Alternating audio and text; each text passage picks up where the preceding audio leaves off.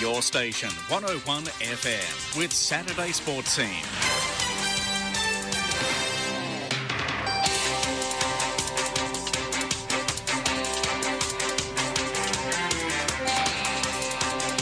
Good morning and welcome to Sports Scene for another week. Kevin Braysher here with you as always. Another jam-packed show for you planned today. Plenty happening. A few weeks ago when the ACC scandal sort of started to break, everyone wanted some answers. They were sick of the questions. Well, this week we started to get some answers, and I think a lot of people would like to just go back to having some questions again because the answers aren't very nice. That's what we've been getting. Joining me to discuss everything this week, AFL Queensland Hall of Famer Mr. Craig Crowley. Welcome to the show, Craig. Jeez, Kev, it's pretty ugly out there, isn't it? It's an ugly, ugly week. You're wearing a Southport Sharks t-shirt today. Well, there's another type of Sharkies that are waking up not too happy today. The Cronulla Sharks, of course, I'm alluding to. We will get right into that. We've got Nick Smart will be on the phone with us to talk about that at 8:30. But joining us also today in studio for the whole ride, Mr. Ethan James from the QRL. Ethan, welcome to the show. Morning, Kev. Another crazy week. Yeah, another fun ending to the week. And I know Mr. Darren Madigan, Sports Scene's founding father, mate, it's just another long line of the list for the last month or so.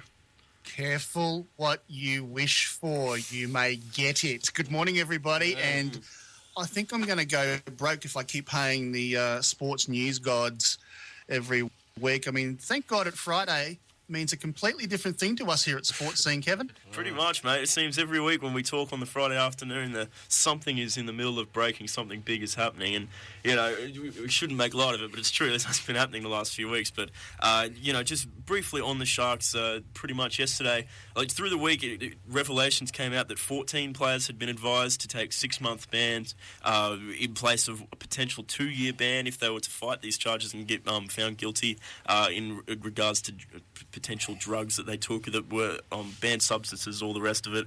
As I say, we'll talk about this in more detail at 8:30, but those guys were given those recommendations earlier in the week. Then yesterday, Cronulla stands down the coach Shane Flanagan. They also sacked the physio, the team doctor. They sacked the general manager of football and the head trainer. They pretty much just they put a broom through the whole coaching staff yesterday. The NRL has now installed Bruno Cullen, former Broncos CEO. He is the interim CEO there.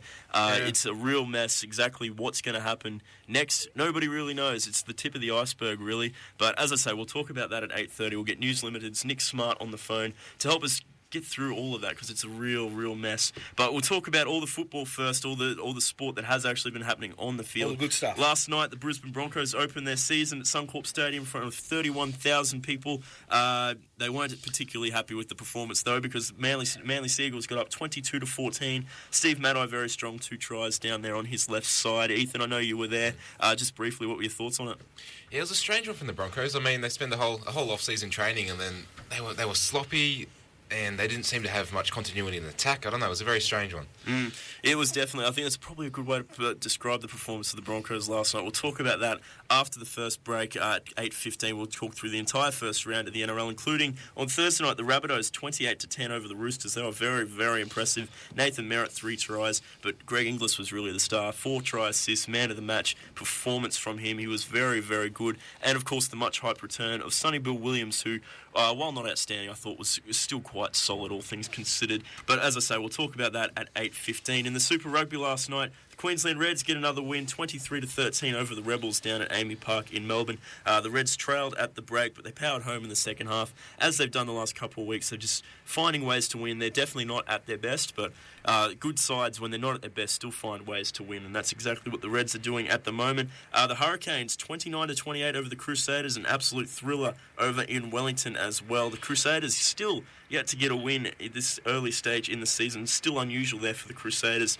normally right up near the top of the ladder. In the A-League, round 24, the Perth Glory snatch a late winner last night, 2-1 over the Newcastle Jets. Michael Thwaite getting a goal in the 92nd minute to get the Perth Glory home. They're now on equal points with the Brisbane Roar in 6th and 7th there. They're vying for that last spot inside the top 6 with not many games left to play there in the A-League. In the NBL round 22, the New Zealand Breakers make it 14 consecutive wins, but this time they did it the hard way. They had to come from behind at halftime, eventually getting up 80-77 over the Cairns Taipans. And meanwhile, the Perth Wildcats did it pretty easy over the Sydney Kings, 83-56.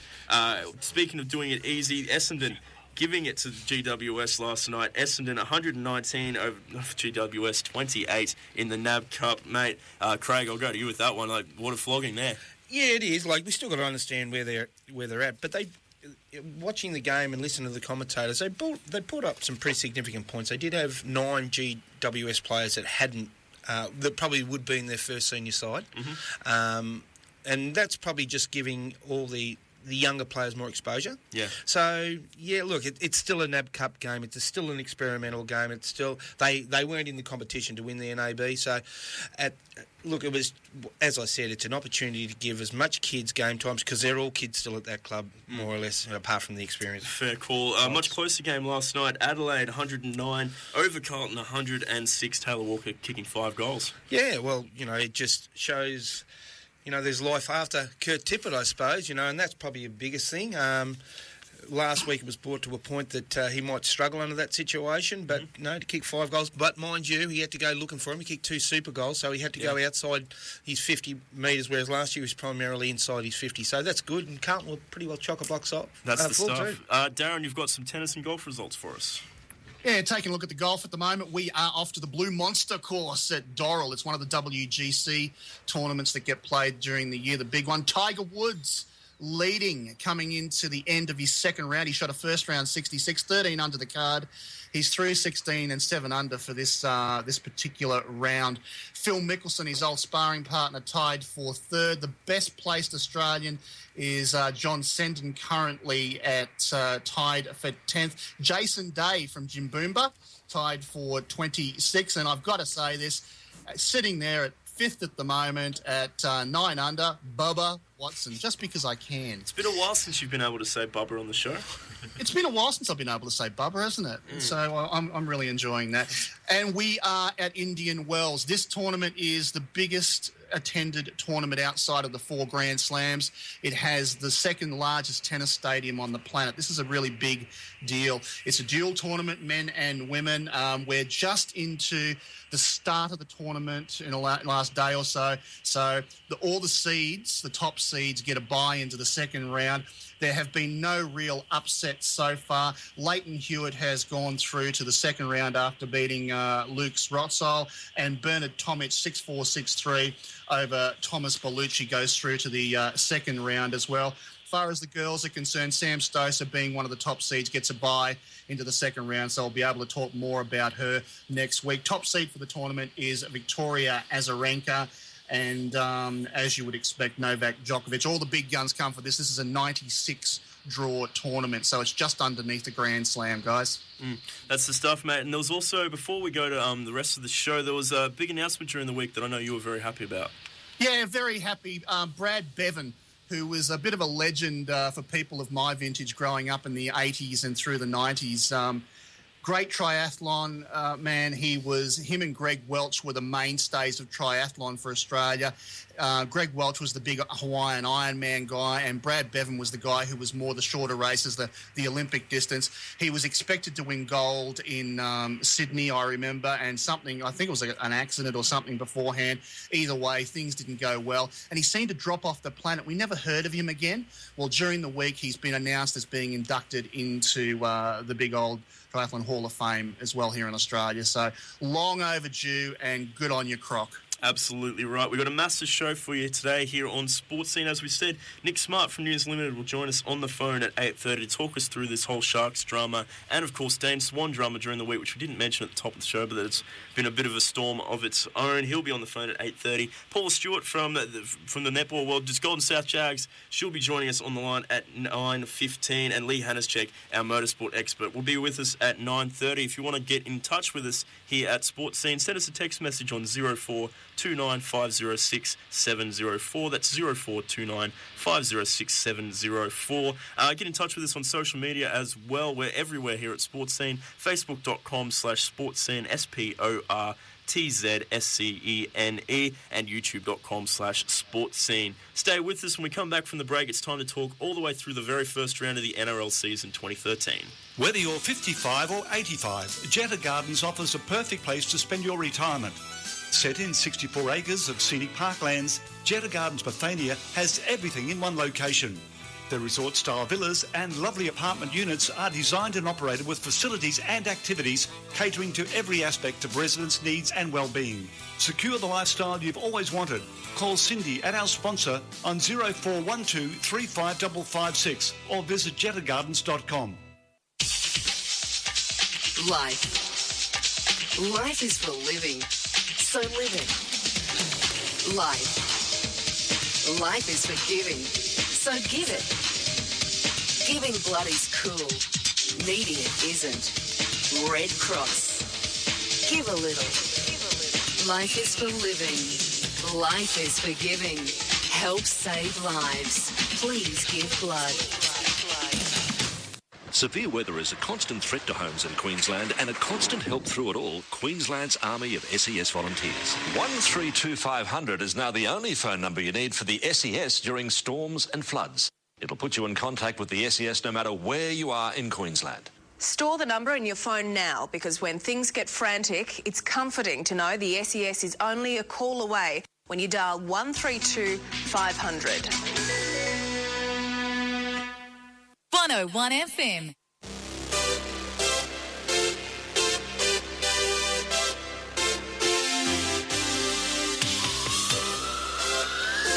Now it's back to Saturday Sports Scene on 101 FM.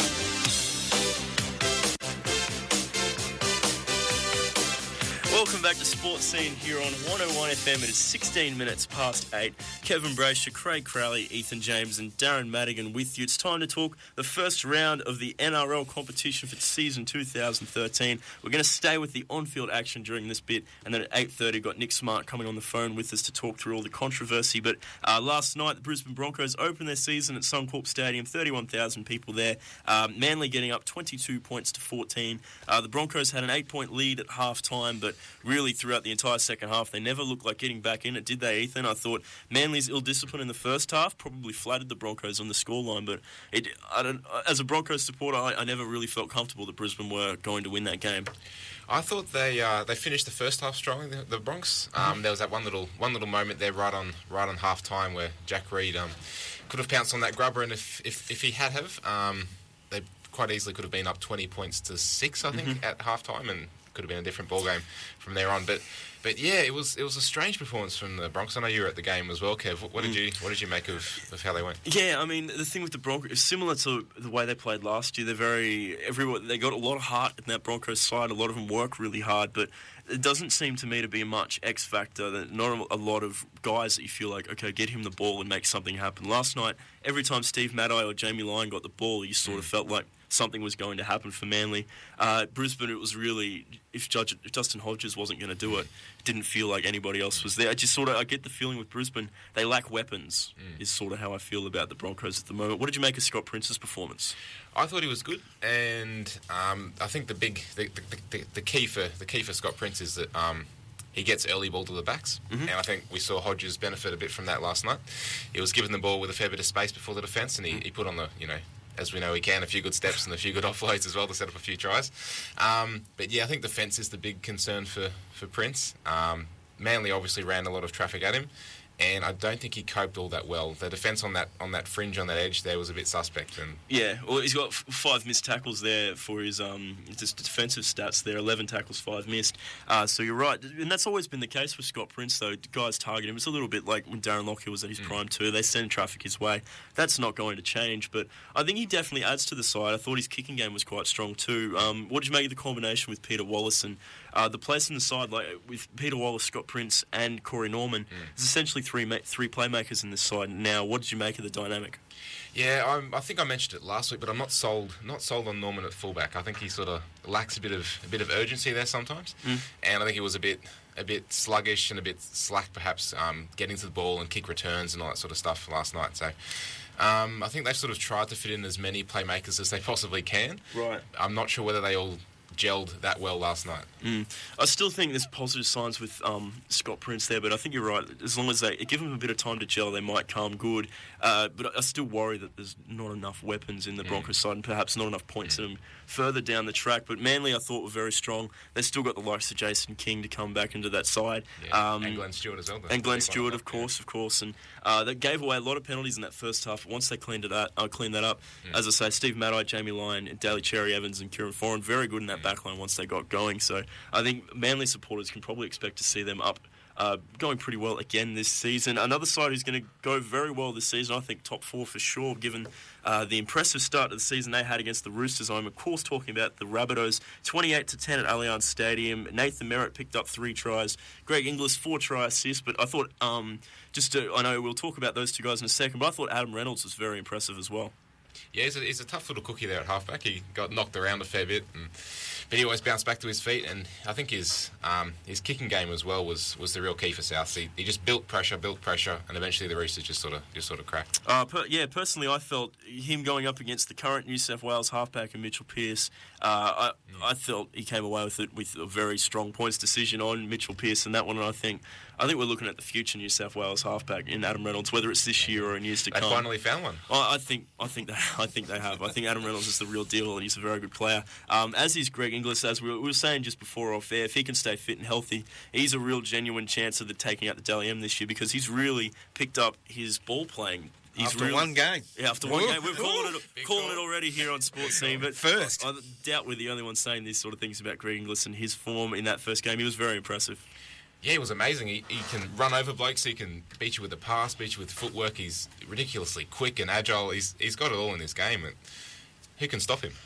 Well, nobody really. He had 8 tackle busts, a line break, a couple line break assists, try assists everywhere. He was very, very strong, Greg Inglis, as he always is. So plenty of tools there for the Rabbitohs. Georgie Burgess came on and had a stormer as well. Another Burgess. There's 4 of them down there now. They're all big and strong. That's overshadowing Sam Burgess, who was close to best on the field as well. So Rabbitohs very strong all across the park this year, and I expect them to be right up near the top towards the back end of the year. 28-10, they beat the Roosters.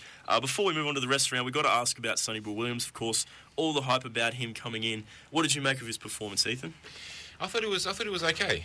It was, as we talked about off air, he was solid. Nothing spectacular, but I think that was par for the course as he sort of finds his feet back in rugby league. There was a fair bit of attention on him. I don't know if you were watching the telecast.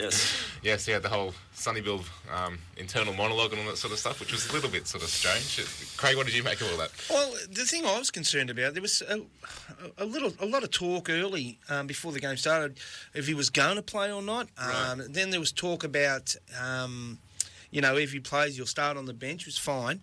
The question mark there was, first of all, is he right to go in the way of his, being away from the game for so long, or is he injured? So that's a bit of a concern. And if you bring in a player of this magnitude, there's all the hype around, and you're sitting him on the bench and discussing whether he should be playing, do you find there would be a problem there? To me, the thought process with it would be along the lines of you got to remember that he's joined the preseason very, very late with the Roosters this year because he was off boxing still. So to me, he didn't have a full preseason with them. Guys like Aiden Guerra and Boyd Cordner, who did start, were very strong themselves in the back row.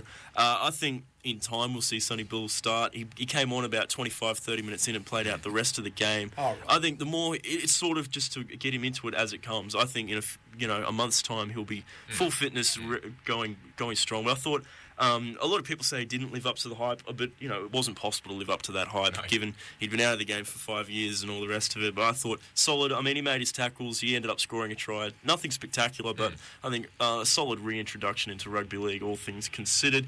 Take a look at the rest of the round now. Tonight we got the Parramatta Eels hosting the Warriors, 4:30 p.m. Eastern Standard Time at Parramatta Stadium. 2 new coaches going at each other in Ricky Stuart and Matthew Elliott. Who do you think are going to get the points in this one, Ethan? Your guess is as good as mine with those two teams at the moment. The Eels' trial form hasn't been all that spectacular, and neither has the Warriors. So over on Australian soil, maybe the Eels at home, but I can't really. It's hard to tip, isn't it? I think I like the Warriors on paper. I think I'll go with them, but I think the Eels have got something to prove this year. I just don't know that their squad has improved a lot, and they suffered the blow yesterday. Josh Papali will stay at the Raiders, even though with this new clause thing they have, he signed a deal with the Eels, but because of the new thing, he had until round 13 to get another offer from the Raiders, which he got. Now he's not going to Parramatta, so they lose him. They were going to get Israel Folau. They didn't get him either, so tough times at Parramatta, but we'll wait and see how much of an effect the signing of Ricky Stuart will have on them. The Bulldogs up against the Cowboys. I'm really looking forward to this game. This will be a good one. That's 6:30 p.m. Eastern Standard Time at Blue Tongue Stadium. Steve Turner has been named at fullback to replace Ben Barber. Bulldogs are also missing the likes of Sam Cassiano, Frank Pritchard, James Graham, of course, still suspended. Plenty of guys missing there for the Bulldogs, whereas the Cowboys pretty much at full strength. The Cowboys, they need to prove that they can win away from North Queensland. I think the test starts right away. They've come up against the Bulldogs, minor premiers last year, grand finalists. If they want to prove that they're the real deal, this is the time. They need to go down and win this game. Yeah, they do. The Bulldogs are missing a few, though, from that grand final squad and from their squad in general. So they're not playing the Doggies at full strength by any means. So it is an opportunity for them to sort of get on the front foot early and blow out the cobwebs in terms of winning below the border. I'm just looking forward to seeing the Cowboys play. Thurston and Bowen linking together, and they've just got strike all over the park. So should be a good one. Absolutely, plenty of excitement around them this year. I think it's a game they need to win. With those guys missing, they need to prove they can win away from home. It's a must-win for the Cowboys, I think, in round one. The Panthers up against the Raiders, 1 p.m. Sunday afternoon at Centrebet Stadium. The Panthers really fielding a Moneyball type team this year. If you've seen that movie, a lot of guys sort of Mr. Fix-It sort of players across a lot of clubs. It's hard to really get a read on how they're going to go this season. I think that they're a team I'm going to be watching with a lot of interest this year. I don't know if I'll tip them. I like the look of the Raiders lineup this year, but I think the Panthers will be a very interesting team to keep an eye on.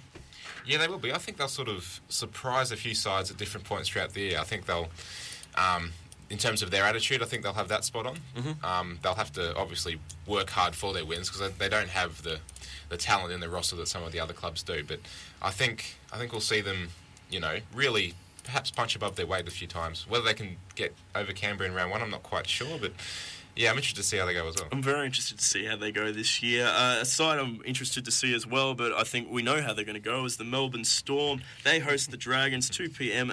Down at Amy Park Sunday afternoon.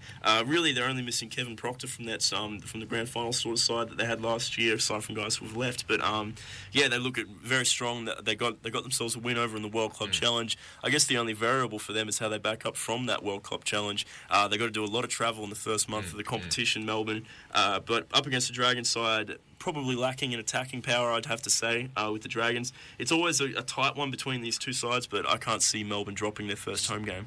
No, neither can I. If they were playing, another team, I reckon Melbourne might be in a bit of strife. I don't think the Dragons have enough in attack to really trouble the Melbourne defence. Yeah, former Bronco Jared Beale at fullback. How do you think he's going to go there? They had the Charity Shield match. It was a little bit disjointed with him at fullback. Still not used to him quite. Yeah, we'll see how he goes, but I think it's his preferred position as well at fullback there, and that's the reason he moved down to St George. But I'm interested to see how the halves go as well for the Dragons. Soward, and they've gone with Fian, I think, at halfback. Fian's halfback, yep. So, just on the match itself, I don't think they have enough points to trouble Melbourne. Tipping a low-scoring sort of one. Yeah, Melbourne by maybe 1-12 or something. Very cool. This will be an interesting game. This next one, the Sharks up against the Titans, 5:30 p.m. Sunday night, Eastern Standard Time at Sharks Stadium. We'll talk about the Sharks in a minute. We'll stay on the Titans first. Albert Kelly and Aiden Caesar in the halves. Interesting combination there. Have they got the right mix, the Titans, to challenge this season? What do you think? Yeah, the halves is the big issue, as we talked about through the season previews that we did earlier in the month. I like their forward pack, the Titans. So I think that'll keep them in a lot of games. And if they can sort of, play off the back of that with a bit of spark from Kelly, who's pretty agile and pretty talented, I reckon they'll go okay. But yeah, Cronulla, who knows what. Well, that's it. Who knows which players will be there and which ones won't be there, and we don't know exactly what's going to happen with them. So we don't know whether they'll come together. As we see sometimes teams in crisis, they come together and put out a wonderful performance on the field as sort of like an outlet of sorts. But yeah, it's really impossible to get a real idea of what's going to come out of the Cronulla Sharks team this week. Dave Taylor starting on the bench for the Titans this week. What do you think of that? I think it's not a bad move, considering you look at their forward pack, they're all workers, and then we've got Dave Taylor as an impact sort of player. I don't mind the idea of having him come off the bench and cause some trouble. Yeah, the bench is full of impact, really. They've also got Ryan James, who played a bit for Tweedhead Seagulls in the Intra-Super Cup last year. So they've got those two massive forwards to cause a bit of carnage when they come on, and also the veteran in Luke Bailey. So I think they've picked a well sort of balanced pack. And yeah, they'll definitely cause a few headaches when they come on. And hope if the Titans if their young halves can fire, they've got some talent there, and they've got some strike now with the likes of Dave Taylor and Ryan James and Jamal Idris. So it'll be an interesting game of football, that one, to say the least. The final match of the round, Newcastle Knights at home to the Tigers at Hunter Stadium, 6 p.m. Monday night Eastern Standard Time. Kurt Gidley makes his long-awaited return. He will start at halfback. Travis Waddell slots straight into the side at 9, and Dan Gagai, I think, is a guy to keep an eye on in this side. He played a bit of Q Cup last year, was eventually released by the Broncos, picked up by Newcastle. He really added a spark to him. I don't mind the look of the Newcastle side this year. What do you think, Ethan? I'm going to tip the Knights in this one. Yeah, I think they'll be consistent early under Wayne Bennett. The Tigers might take some time to sort of get their formation and their structures all together under the new coach there, Mick Potter. But yeah, in terms of Gagai, you'd sort of wish he hadn't left the Broncos now, considering that they're missing a bit of spark in the back. Oh, well, we'll wait and see how that one goes. But that's the first round of the NRL competition all wrapped up there. It's exciting to have it all back, but we've got to take a break now. When we come back, we've got to talk about what has been another very big scandal in rugby league the last week. And unfortunately, I think it's probably going to be the first of quite a few clubs facing this sort of drama as the ACC report and the Asada scandal deepens. So stay with us here on 101 FM. We'll be right back after the break. Do you have a street light that's not functioning correctly outside your property? Perhaps you've noticed a floodlight over a zebra crossing that's not operating. Well, Energex would like you to report it to them by calling 13 12 53 or completing an online form for faulty streetlights on their website at energex.com.au. Remember also that the council has to pay the running cost of all the streetlights, whether they're working or not. So let's get the most for our rateable dollar by reporting the streetlights not functioning to Energex on 13 12 53 or on their website energex.com.au. Veterans, their partners and war widows may be eligible to receive assistance from the Department of Veteran Affairs for one-on-one exercise conditioning and or rehabilitation programs with a doctor's referral to an exercise physiologist. Veterans who hold gold or white DVA pension cards and who reside in the Logan City area are encouraged to telephone Rebecca on 0437 542 095 for more information. If you want to know what's happening on the roads, make sure you tune into 101 FM Monday to Friday during breakfast and drive for the latest traffic updates presented by your station sponsor, Yellow Cabs. Life is for living, so live it. Life is for giving, so give it. Giving blood is cool, needing it isn't. Red Cross. Give a little. Life is for living. Life is for giving. Help save lives. Please give blood. 1 in 5 of us are affected. 10% of us will have at least one. And the numbers double for Indigenous Australians. Just as quick as a click of your fingers, it can happen to anyone at any time. What would you do if someone close to you was having a seizure? Imagine if it was your child. My brother has it. My sister has it. I have it. I have it too. You're not alone. You're not different. And you have a bright future ahead of you. So click for kids. I'm Amy Lee, and I'm part of it. We play the biggest hits and the greatest memories. Logan City's 101 FM.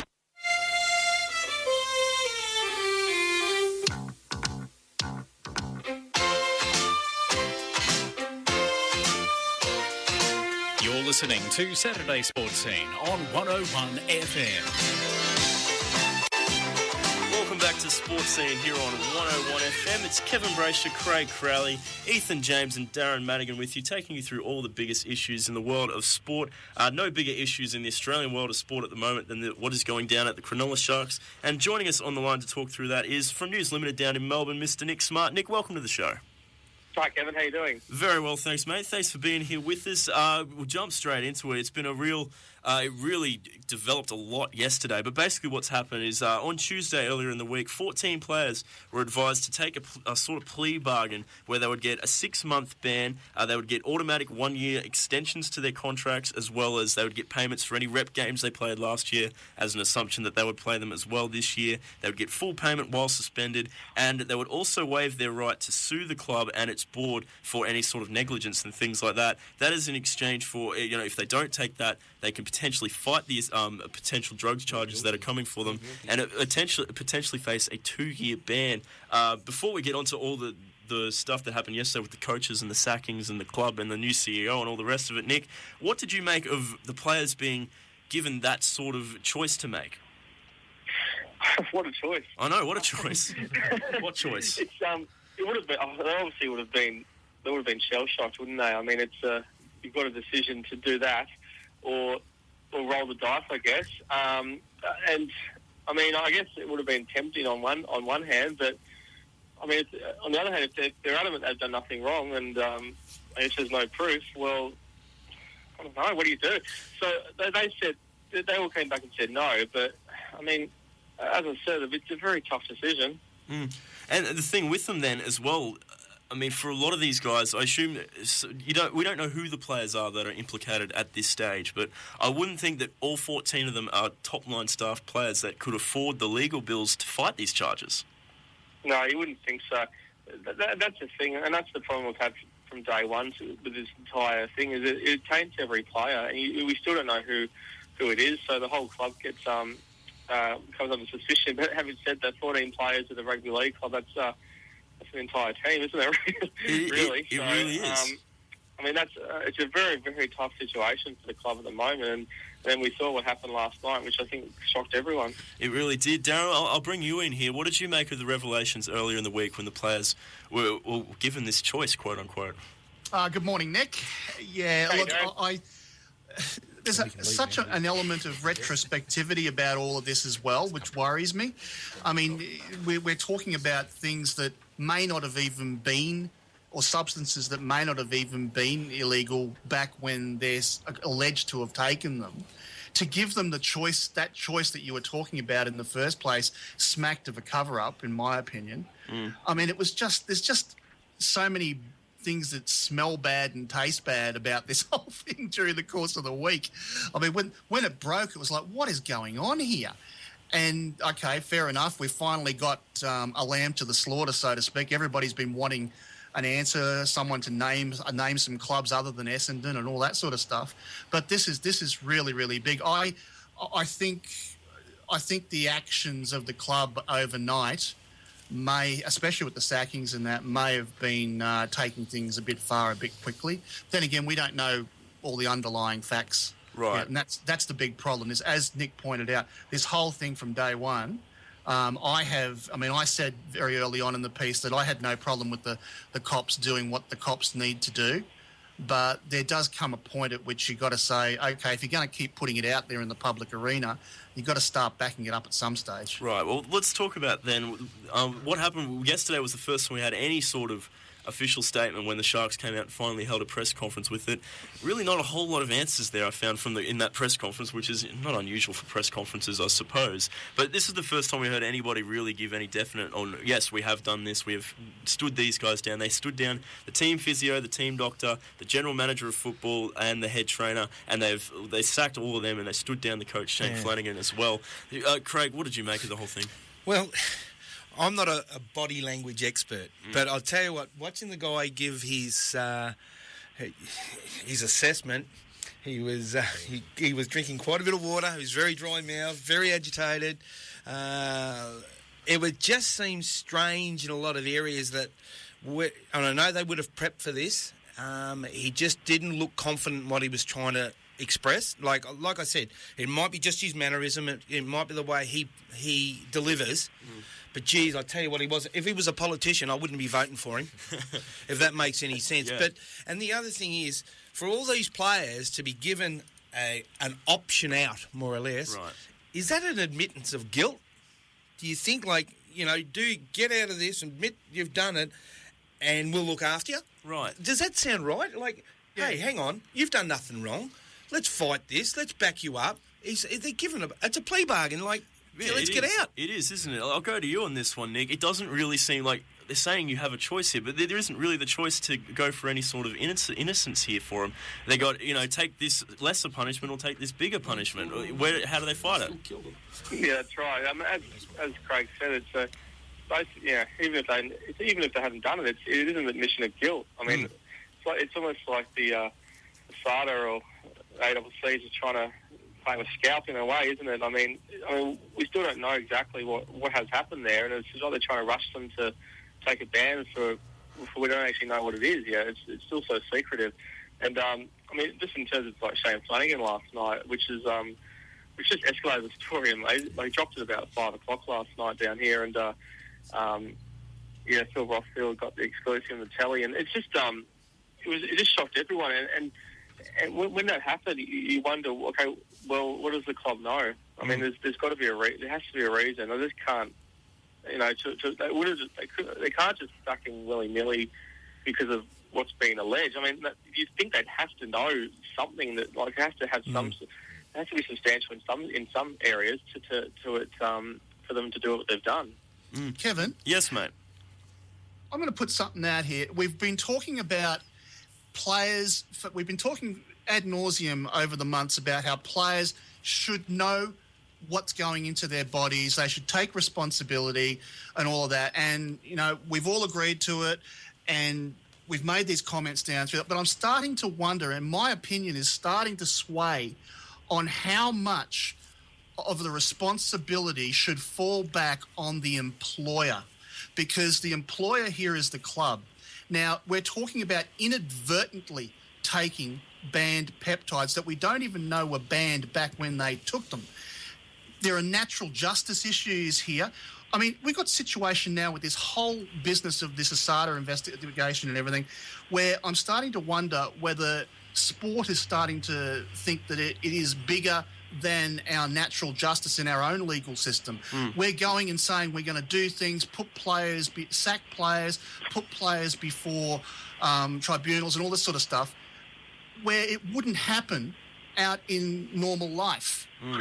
Yeah, I have a real problem with that, because I think it breaches natural justice, and that should be the very first thing we always look at. That's a part of our democratic society. Yeah, I think it's a very interesting discussion to have, and it's somewhere that the discussion has shifted towards. And I think part of that disturbs me with it is part of this deal for them to, take the 6 months and all the rest of it. Part of that is that they don't have a right to sue the club for any negligence, when there's a very legitimate argument that the club should be responsible for this thing. You've seen a lot of people come out and talk. A lot of players are given these supplements by the thing. They're put on the programs by the club. And a lot of these guys place their trust in the club that it won't be on the ban list and it won't get them in trouble and all the rest of it. But the bottom line with ASADA is the player is responsible for what they put into their body, and that's not going to change. And as much as we would like, sometimes the discussion's sort of leading towards the clubs holding the responsibility. Nick, the bottom line is the players are responsible for what goes into their body. Yeah, that is it in a sentence. I mean, unfortunately, even if they've unwittingly they've done it, they've just club said, "Here you go," and the player just, "Yep, okay, sweet." That's the bottom line, unfortunately, and that's what SADA will always come back to. So there's got to be trust there, guys. More's going to come out about this. I mean, sorry to interrupt, Nick, but there's got to be trust there. I mean, think about yourself for a second. If you go to the doctor, you're crook, you go to the doctor. You don't always totally understand the medications and everything that are being given to you, but part of the deal and the contract, the unwritten contract that you have with your medical professional is that you trust them to not give you anything that's going to cause you harm. And these are the employers of these employees. Yeah. And I think there has to be an element of trust here. And once again, it goes back natural justice, the very core of our legal system. And we don't seem to be worrying about that at the moment with this whole issue in sport. Which is, again, like I said with the deal, why I don't like the deal, and the fact that the Cubs, to me, are protecting themselves and hanging the players out to dry. If the players can't take any action against the clubs who they have put their trust in and have given them these substances, all the rest of it. I don't like that. I don't think that's fair. I don't think they should be a part of that deal that they waive rights for anything. I don't think that's fair on them. But, I mean, we've got to remember with this, apparently there's been reports that they're investigating up to 47 players across the NRL, 30 current, 17 retired. It's going to go on. It's probably just the tip of the iceberg. Nick, I just want to ask you finally on this subject, just for you down in AFL territory there, how does it, obviously it's rocked the rugby league well, how has it affected the AFL world as well, knowing that this cloud, while the spotlight is on the NRL at the moment, the cloud still hangs over the AFL? No, it does. I mean, at this stage, it's still confined to Essendon as far as everyone knows, but, I mean, that's not to say it'll change any time in the next, however long. But, I mean, Essendon is still very much under the gun at the moment in terms of they're currently being investigated by SARA. They'll probably know about mid-seasons is the word in terms of the findings and punishments, if any. So it's still going to hang over the AFL as well.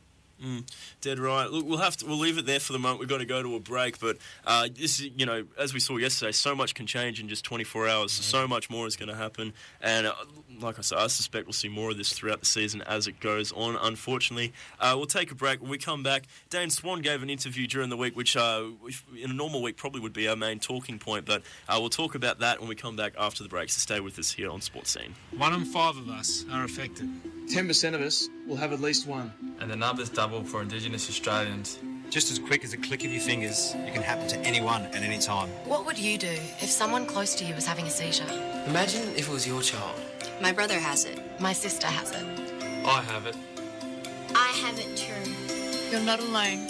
You're not different. And you have a bright future ahead of you. So click for kids. I'm Amy Lee, and I'm part of it. You decide to shave for the Leukemia Foundation's World's Greatest Shave. Your new look makes you brave. Brave enough to rescue a kitten. Your deed attracts media attention, which leads to your chin appearing on posters. Lots of posters. Seen from space-size posters. Hollywood types cast you in their next remake. You win a Chin Academy Award, release a man scent, and have your chin immortalized on a commemorative mug. Boom! You're the man. Shaving might change your life, but it will change the lives of people with blood cancer. Be brave and shave. Sign up now at worldsgreatestshave.com. The Leukemia Foundation's World's Greatest Shave starts March 14. It's a fun way to support people with blood cancer, and taking part is easy. All you have to do is pledge to shave or colour your hair. Then round up as many donations as you can from friends, family, colleagues, even your hairdresser. Your new look might not change your life, but the money you raise will change someone else's. So be brave and shave. Sign up now at worldsgreatestshave.com. 101 FM Finance Update. And now it's back to Saturday Sports Scene on 101 FM. Welcome back to Sports Scene here on 101 FM. It is 13 minutes to 9. Your next fresh news update coming up at the top of the hour. It's Kevin Braysher, Craig Crowley, Ethan James, Darren Madigan, and News Limited's Nick Smart, taking you through all the big issues in sport. It's time to talk about, during the week, Dane Swan gave an interview with The Footy Show, basically to clear his name after a lot of rumours circulated about this guy for a long time, about drug use and other things. Basically what he said on the show was that he does not have a drug problem, he does not have any strikes against his name. But, Nick, the interview itself didn't please his employer, Eddie Maguire, did it? No, it didn't. It's a funny one. He went on the Footy Show, paid interview, about $25,000 apparently got for appearing. Hollywood claimed they didn't know about it, or then they say Eddie knew, Eddie was told in passing a few days earlier. I don't know. It's hard to know how to believe in this one, but the Collingwood's issue at the moment is that they didn't go through the Footy Show didn't go through the club channels and follow protocol. They went through Swan's manager, Liam Pickering, and Eddie's been the one who's jumping up and down about it, which is kind of hypocritical from Eddie. He's done the same thing before, did the same thing last year with Liam Jara. So, he interviewed Liam Jara without Melbourne's submission. So, that doesn't really wash with me. So that's basically the crux of the issue. But I guess on a broader issue, it's another strike to Swan at Collingwood. It seems to be a very turbulent relationship at times between the two. As good as a player Swan is, he's had a few little incidents starting to stack up on each other, and they wouldn't want any more this year, that's for sure. Hey, Nick, just on that, does this affect Swan going forward? Like, okay, we were just talking about his body shape before, like he's, you wouldn't say he's the number one looking athlete, but the fact of the matter is, when in other clubs, when you get the squeaky clean champion footballer, he gets that bit of leniency to the end of his career, and he probably gets maybe 2 or 3 years more contract because of what he's done to the club and how he's presented himself and so on. Like an Adam Goods, just for an example, okay? Yeah. Now, will this, do you reckon, affect Swan in his later years of life at the moment, or do you think it'll just wash under the bridge? You mean in terms of his career at Collingwood? Or? No, not his immediate career. But, as you know, when you go later on in your career, will he look like getting that extra 2-year extension or when he's not playing as well as has done but still serviceable to the club? Well, the funny thing actually about Swan is he's already set in stone his retirement date, which he says he's said a few times and recently said that end of 2014, end of next season will be his last. Will be the end for him. So he's one of the only players I can think of that's actually ahead of time said, this is when I'm actually going to retire. So I guess that's the kind of character he is. He's such a good player and such a great ball winner, but he what he's like. He's just very very laid back and. Probably too much at times, I guess, for his own sake, and he makes it clear that football is not his be-all and end-all, and so at the end of next year, he's out of there. Well, I mean, Darren, I'll go to you for the final word on this one before we move on from this topic, but you basically said to me what Nick just said before we got on air this morning. Yeah, and Nick's, as he so often is spot on. I mean, the H word comes into play here. It's just hypocrisy. I mean, Eddie's just peed that he didn't get the interview, I reckon, and now he's going to make it hard for everybody else at the club. And so, I mean, if anybody wants to be interviewed by, is it Triple M? I think he's on these days. Yeah. You bet there won't be any whinging and moaning on that front.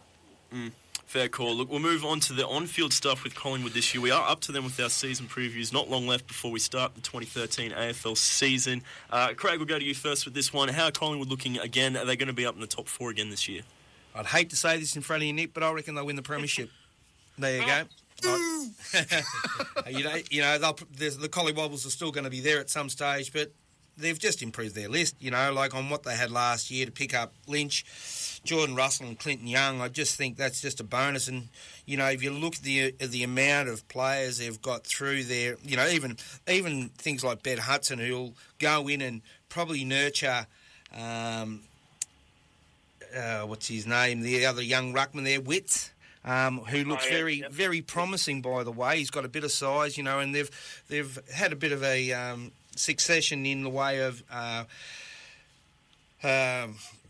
obviously, Hudson's going to be there, but Jolly's going to, soon be at the end of his football career, and this guy looks like he can take over the main role, and especially when they've got so many good midfielders in their group. It's going to be really interesting to see how Luke Ball comes back from his Rico with his age. What do you think about that, Nick? Yeah, absolutely. He, unfortunately, he's had a bit of a setback. I don't think he'll play till about maybe round 3 or 4, but it's a long year. Yeah. And in terms of their midfield depth, Kevin, I'm not sure if you would be aware of this, but their emerging midfield gun, Dane Beams, was actually coached to a premiership at Southport by a man on this panel. And, was he? Oh, yeah, right. And I tell you what, Beams is just... last year, he had an incredible season, and the word is he's torn it up again. This is during this pre-season. He's been promoted to a leadership spot at Collingwood. He is becoming one of the best midfielders in the comp if he continues this form. Yeah, it's not only that he's been in the leadership group, Nick. I think he's one of the vice captains, isn't he? So it's probably a step up. So and this is going to be interesting to see how Dane actually goes. Winning the Copeland last year, which is, for the people who don't know, is the best and fairest at Collingwood. To win that, the pressures to go on and emulate that again is probably a very, very big thing. But one thing about Dane, his head's on, he's really on his shoulders. He's not in front of himself. You know, it was great to see last night how he's doing promotional work for the Leukemia Foundation, which is, you know, for a kid of his age, it's just a good thing. Obviously, it affected him because of family, but yeah, it'll be interesting. Another one on the Rico comeback too with that Brent McCaffer. He seems to be up and about. He is. I mean, the thing about the Pies at the moment is that McCaffer's one of them. I was just watching them in the NAB. I was in the NAB Cup, but they went over to Perth last week with an almost second-string side, and they beat them. And West Coast had a very strong team on the park. I mean, they had a few out, obviously, but they still had a pretty good team out there, and they rolled them. And what was obvious is their depth was on show. So, I mean, they're going to be strong again this year. There's going to be a lot of clubs strong, but the Pies will definitely be up there. And a bloke like Jamie Elliott looked really good at half forward, and they just said depth looks strong, and like every club, you know, they just need to stay injury free, and if they do, they'll be up there. Dale Thomas, his ankle being in a boot for a little bit longer than expected, that's going to be a bit of a setback. But he won't play round one, but he'll come in later on. You'd think so, yeah. Yeah, fair enough. Well, we're expecting big things out of Collingwood this year. Listening to Sports Scene on 101 FM. It is 5 minutes to 9. Your next fresh news update coming up at the top of the hour. Kevin Braysher, Craig Crowley, Ethan James, Darren Madigan, and News Limited's Nick Smart on the line with us. The last team I want to talk about today, the Adelaide Crows. How are they going to go this season? Well, I just started putting a bit of pen to pencil, paper here, and looking that they didn't have a real lot of off-year sort of movement with... recruits. They've had, 8... They lost your boy. Oh, yeah, I know that. They've had 8 blokes come in, 3 out, 1 being Tippett. Look, after last year, you probably didn't see the importance of Kurt, but early this year, I think we really felt how important he was, especially I think Taylor Walker would, really be seeing it because his form hasn't been great apart from last night, but being not the focal point last year and now becoming the focal point this year, it's probably put a lot of pressure on him. I'd like to ask Craig, another Southport Shark alumni, Kurt Tippett won a premiership there in 2006, I believe. He's off created some champions, haven't we? And as Craig and I both know, Kurt's a terrific kid. He really is. And I tell you what, if you didn't know him, you'd think otherwise after the summer it's been. He's just been cast as a massive villain. I've got to say, he did contribute to it in his own accord. I mean, the whole situation, leaving Adelaide, trying to go to Sydney, it was very, very messy. And I just wanted to ask Craig what he made of it all. Well, the thing about it, Kurt, while he was in limbo, actually come and had a few training sessions with us to keep his fitness level up, and he's got a few blokes that look after his body. He knew exactly what was going on. He was a bit confused with the situation about his contract. And as you said, and Darren knows Kurt as well, he's a very, he's a level-headed kid, but it was just ignorance. He just didn't read his contract, and that was probably the fault. And Bluch has copped the wrath as well. It's up to your management to sort of look after that to a certain extent. And I think, when you're out there to play football and, especially being as critical to a team as what he was, you've got to really focus on your football. So you let your management, you make sure that they're getting a good dollar to make sure they're dotting the I's and crossing the T's. And unfortunately, not trying to hang Peter Blucher, who's his manager, I think he probably a bit negligent in what he was trying to do. But then again, so was Kurt, and he copped the wrath because of that. What do you reckon, Darren? Yeah, I think you hit the nail on the head. I mean, when it comes to contracts and stuff, unlike my comment before about taking substances, contracts are really something that you don't have too many excuses about, are they? I mean, you can always go to a lawyer and hopefully get the right advice. But look, as far as what went on in the summer, I mean, I actually want to sit down and have a coffee with the parents. Yeah. I mean, you've got Kurt. This has happened over summer. Gretel's about to head on a plane tomorrow for the under-21 netball side for Queensland. Complete change of career. And Joel's still floating around somewhere. I don't know. Is he down in South Australia? He's still down there, as far as I know, mate. Yeah. So I mean, it's an amazing, amazing family. But in Adelaide. Yeah, Kurt Tippett's, they tried to play it down, but it's a huge loss. I mean, they need that focal point up there. And I'm just not sure where Adelaide will be this year. I think they may struggle for the 8, actually. Well, yeah, we're running out of time here, guys. Finally, just Craig, where do you reckon they'll end up? Oh, look, yeah, I still think they'll be there. And, their coach, second year in, I think they'll be in the 8 because they've got just a really battling list, and without some out and out, or there are some champions, but not as many as most sides. So they'll still be there or thereabouts. It just sees how they deal with the coach. Fair enough. Nick, what about you? Yeah, I think they'll be in the lower part of the 8. Taylor Walker's still a good focal point up forward, but they're not going to be a top contender, I don't believe. Fair enough. All right, we'll leave you there, Nick. Thank you very much for being with us. We went a little longer than expected with you, but as always, absolute pleasure to have you on the show. Thanks for being here. Thanks, guys. Have a good one. Nick. No worries, mate. We're going to go to the news now. We've got about 30 seconds till the news. Tom, if you want to get in contact with us here at SportzScene, send us a text message at 0429 506 704. That's 0429 506 704. We have got a good text message coming in, which I'll read out after the news break here. So stay with us here on SportzScene for that one. Get in contact with us on social media, Facebook and YouTube.com/SportzScene, SportzScene. You're listening to SportzScene on 101 FM here at Logan's own radio station. Stay with us. We'll be right back after the news. Your station, 101 FM, with Saturday SportzScene.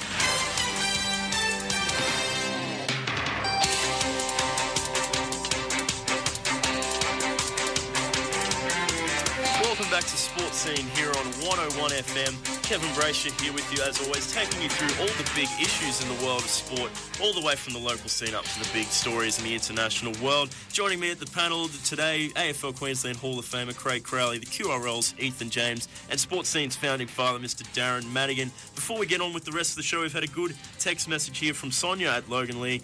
She says, it's back in regards to the drug scandal that we've seen with the Cronulla Sharks and all the rest of it, and this is in response to your comments, Darren, with the players and the doctors and responsibilities and all the rest of it. It says, when I go to the doctor, I haven't already signed off on a list of banned substances. No doubt clubs are aware and do create pressure, but legally still individual responsibility. Otherwise, everybody could just claim ignorance. I think there's a fair point to be made with all of this. I think that's a good text message and a good comment. The bottom line with it, I agree that the clubs are definitely creating pressure and an environment thing and have a responsibility.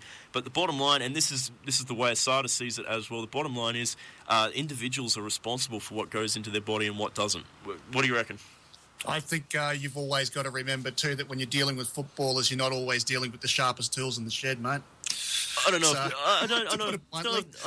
I realise that, but I don't know if that's a fair way to put it. Like, the reality is they've got to be able to educate themselves on this a little bit, and even if there is the pressure there, I mean, I agree totally that there would be the pressures and that there's a responsibility on the club, and I think it's totally unfair to take away their ability to, sue the club for negligence and things like that. But I agree totally that there is an individual responsibility, and you can't just plead ignorant. Ignorance is not defence in any other walk of life either. No, you're absolutely right. Ignorance isn't a defence in walk of life, but I don't think it's as cut and dried as that either. I think there are times when you've got to look at something on its merits, and I think this Cronulla thing's looking at the moment very grey. Yeah. It's looking very, very grey, and I think, we've got to look at more than just the players' responsibility here. And look, to be fair, I think management have done that. I mean, they're actually trying to take some sort of responsibility by getting rid of people. The question is, time will tell whether they're the right people that have been gotten rid of. Because I know the doctor was absolutely shattered. He's been there 28 years. So, is he the sort of bloke that you would normally expect to put the players under any sort of pressure or stress or what? I don't know. But, I still stand by my comments earlier. I just don't think it's as cut and dried. His life isn't as cut and dried as that. Fair enough. We'll leave that one there. It's going to keep developing. Very good text message. I think I agree with the text message, to be frank. But I think, as we say, I think the clubs definitely have some responsibility there as well. But it's going to keep going, and we'll see more and more fallout from it. Something else that's not going away is the cricket season, as we say every week. Please, there's not too much I want to say about the cricket this week because there's no test ongoing at the moment. We have to mention the innings. We have to mention the innings. I can tell you the scores right now. Not the Australian Test match. I mean, Darren, like with Australia over there, we have to mention the innings defeats at the hands of India last week. All sorts of questions being thrown up, particularly about the top order batsmen. Frankly, as far as I see it, all four of the top order batsmen have got a lot of serious questions to answer as far as their performances in recent time. I'm talking Ed Cowan, Dave Warner, Shane Watson, Phil Hughes. Michael Clark said his words were, I have no choice now, really, but to move up the order. What do we do with the top order? Okay, he goes up the order and fails because he's playing out of it. Yeah. Well, where do we get the runs in? Then what? At least he's making runs where he is. Like he failed last match, but the fact of the matter is, if he goes up, it's unfamiliar to him because he hasn't played there. The ball might be moving a little bit more. He goes out. Who do you hang your hat on? Yeah, and who are the other options to bring in if we do think change? Yeah, there's one other batsman really there over in the test squad. There's not four others. A few bits and pieces, all-rounders. They don't have the cattle, I think. I think in terms of they just need to figure out the best, perhaps, balance, the best order, which is probably not in the right order at the moment. But yeah, there's no other batsman really banging the door down for selection in the test team. But for the first time in a long time, though, Kevin, let's look at the other side of it. Our bowlers didn't get the wickets. Well, that's the next question I was going to ask. Everyone said we need two spinners. I didn't even think we'd drop our number one spinner in a move to get two spinners. We dropped Nathan Lyon for that second test, brought in Xavier Doherty and Glenn Maxwell, who's more recognised as an all-rounder, as a full-time spinner. What did we make of that decision? I was very, very confused by it, to be honest. Even though Nathan Lyon got belted around for a lot of runs, he still took some wickets and he didn't have a lot of support. I thought if we're going to take two spinners, Nathan Lyon would definitely be one of them. Well, you look at our best bowling attack that we have in the last probably 10 to 15 years was Shane Warne, Glenn McGrath. Now, Shane Warne, we all know, terrific spin bowler, but where did he get his wickets from? Glenn McGrath holding the end up the other end, not letting him get in runs. And at the other end, they think, all right, here's an opportunity, and Warne gets wickets. Now, that's all you need. You need, if you have a good spin bowler, which I reckon we've got, they're probably not at the magnitude of Shane Warne, but they're serviceable in that regard. But if we have a bowler up the other end that are actually putting on the spot, not trying to take wickets all the time, that's not the essence of it. If he just puts it on the spot, and then they're looking to go after the spin bowler, the wickets will come. But we haven't got that. We're not tying up an end at the other end. And it was significant through that term at that time with McGrath and Warne. I think the other thing is they keep chopping and changing the attack, test by test. We don't know who the best, attack is really from a fan's perspective looking in. I'm not even sure the selectors really know who the four frontline bowlers are for Australia. And I mean, I think it's a case of, with Lyon, putting him in and saying, we're backing you to be the number one spinner. And then, seeing how it all unfolds from there and putting faith in him and then letting him, do the best that he can from there. I agree. It's been a very strange... It's been a tough series for us to watch here as Australians, I guess, there. Craig, just the last thing. One thing I reckon that was really significant. We've gone straight off our Australian summer, bowling on our tracks, bang, straight over. There was no lead-up time. There was no... At least when we go over to England, we tend to have that period of time where we can have a few hit-outs and get used to the tracks and the conditions. A few tour matches. Yeah, but they don't do it here. They went straight into the fire and copped it accordingly. Yes, Darren. Let's put it out there. All right, Sports Scene, jump on our Facebook page or you can get onto us at news@sportscene.com.au. Send us through what you think our best 12 are for the coming Ashes tour. All right? Give us a team. Yeah, fair call. And I guarantee everyone's is going to be different. Too, and I agree totally. Everyone's opinion is. Might get a few Logan players in. Why not? We need some batsmen. They can score runs. If they can score runs, they're welcome. Good call, Darren. Everyone get involved. Send it. And if you want to get involved with the show, send us a text 0429 506 704 0429 506 704. We are at facebook.com/sportscene and youtube.com/sportscene SPORTZSCENE. Just quickly want to go through the Super 15 rugby round. Of course, last night the Queensland Reds getting up 23-13 over the Rebels down at Amy Park. The Reds trailing at half-time, but powering back in the second half to get a win. Definitely still not at their best, but they're building the Reds. I think they'll still be right there at the top of the Queensland Conference. Them and the Brumbies looking strong this season. Speaking of the Brumbies, they take on the Waratahs tonight. That's probably the big match of the round as far as Super Rugby is concerned for Australian fans. The man himself, Israel Folau, he's been moved to the wing for this one. He'll start on the wing, which is where he played in the second half of last week's game with Ben Volavola moving to fullback. I don't mind the move, Eileen. I think everybody was a little guilty, ourselves included here at Sports Scene, of expecting immediate immediate world-beating results out of Israel Folau at fullback, but the reality is he needs to learn the game still, and he needs to take time and get into it. Last week when they moved him to fullback, there was a little less responsibility on him. It was a little bit freer, and he played well. He even had a hand in a couple of tries there. So I think this is probably a good move from the Waratahs. I think we'll see him move into either the centres or back to fullback again at a later time. But for now, Israel Folau on the wing. Guys, I think it's probably a good move on the part of the Waratahs at this stage. Yeah, and he's come out and said it himself. He still needs time to learn the game, and I think that's a fair assessment from him, and he'll probably look at moving, as you said, towards the middle of the field in the either outside centre or inside centre at some point. So. Yeah, but I think he'll come along well, and be interesting to see how he goes. Yeah, wait and see. Hopefully he can fire, and maybe there was talk of him being in the Lions squad and all the rest of it. I think that's probably a little premature, but we'll wait and see. He might come good, really good, because he's obviously a supremely talented athlete. Quick look at the rest of the round. The Highlanders taking on the Cheetahs. We've got the Brumbies taking on the Waratahs tonight. As I say, that's at 6:40 Eastern Standard Time for us here in Queensland, or 7:40 rather. Then we've got the Stormers up against the Chiefs. We've got the Southern Kings up against the Sharks, and the Blues up against the Bulls. That is a very quick wrap of the Super 15 rugby. We've got to go to a break now. When we come back, we can get Paula Stuart from the Golden South Jags on the phone. We're going to go through some netball with you. So stay here on 101 FM. You decide to shave for the Leukemia Foundation's World's Greatest Shave. Your new look makes you brave. Brave enough to rescue a kitten. Your deed attracts media attention, which leads to your chin appearing on posters. Lots of posters. Seen from space-size posters. Hollywood types cast you in their next remake. You win a Chin Academy Award, release a man scent, and have your chin immortalized on a commemorative mug. Boom, you're the man. Shaving might change your life, but it will change the lives of people with blood cancer. Be brave and shave. Sign up now at worldsgreatestshave.com. You decide to shave for the Leukemia Foundation's World's Greatest Shave. Your new look makes you brave. Brave enough to rescue a kitten.